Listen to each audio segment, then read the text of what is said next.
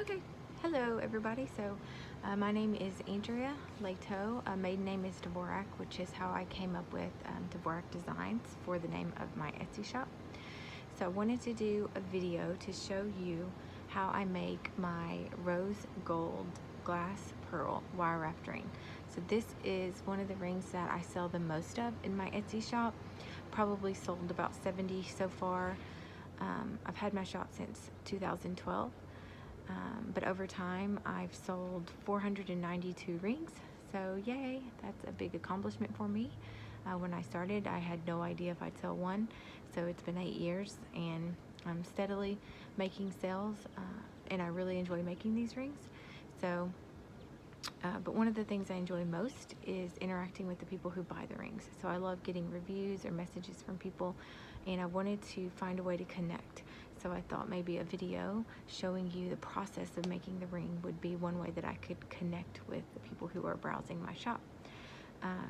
So right now I've had ring orders from 45 states, so I'm missing 5. So if you're in Alaska or Hawaii, New Hampshire, North Dakota, or Vermont, I'd love to sell you a ring, so I can add that state to my list. So first I'm just going to show you what the ring looks like. So this is the rose gold ring. May have trouble focusing on it, but it's 20 gauge rose gold wire with a glass pearl, and this is more of a white pearl. It's not really the ivory pearl. So here's the materials. I use this rose gold wire, 20 gauge, and then my glass pearl that I'm just going to wrap with the wire. So I have my tools here. These are the ones I use, and y'all have had these for 8 years. Should probably get some new ones, but they work, so keep using them.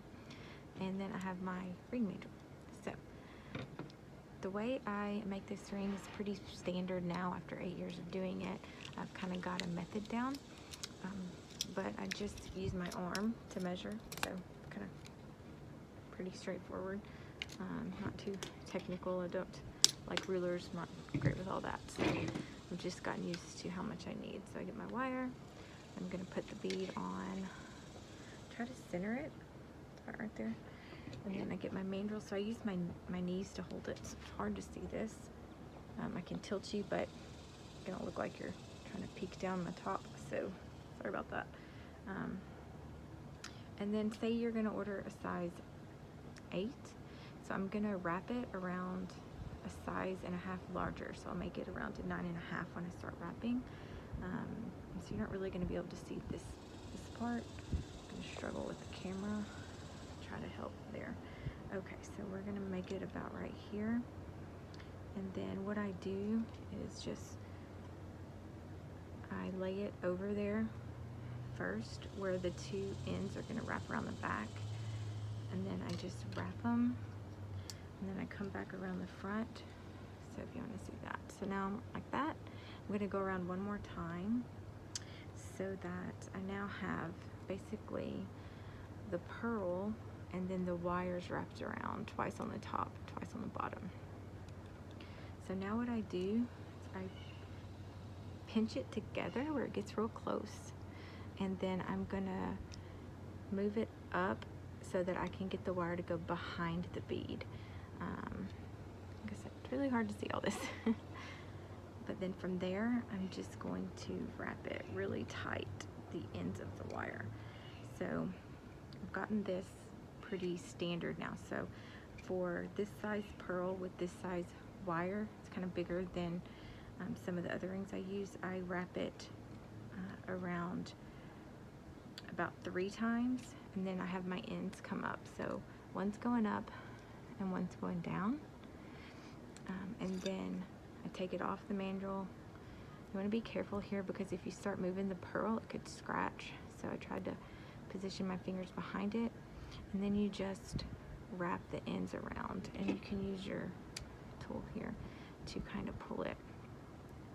And then for the 20 gauge, I wrap it 3 times. For 22, if I was going to use a smaller bead and smaller wire, I would just wrap it twice, but I like the look of 3 times with the bigger wire. So that's the one side. I think it's focused. And then wrap it again this way. This is some older wire for the demo, so it's kind of shedding on me. And then, so like I said, I wrap it 3 times, and then you're gonna have the ends sticking out. Then I use this to go in behind it. This part's important.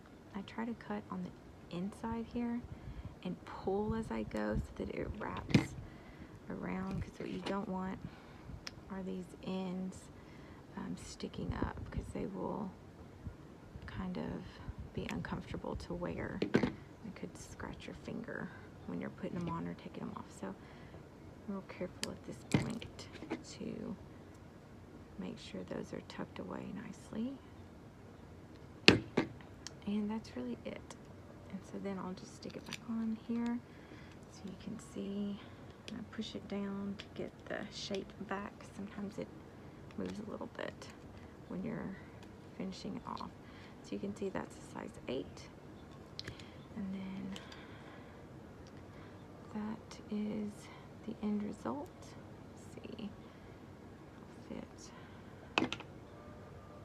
So it's right there. Okay, so I accidentally turned the video off, but I was trying to show you what the ring looks like at the end. So I was trying to turn my camera around. So this is the end result. You can see the coils around where I tucked the ends in, so that they're not sticking up. And yeah, so that is what it looks like when it's done. So thanks for watching the video. Feel free to send me a message on Etsy if you have any questions.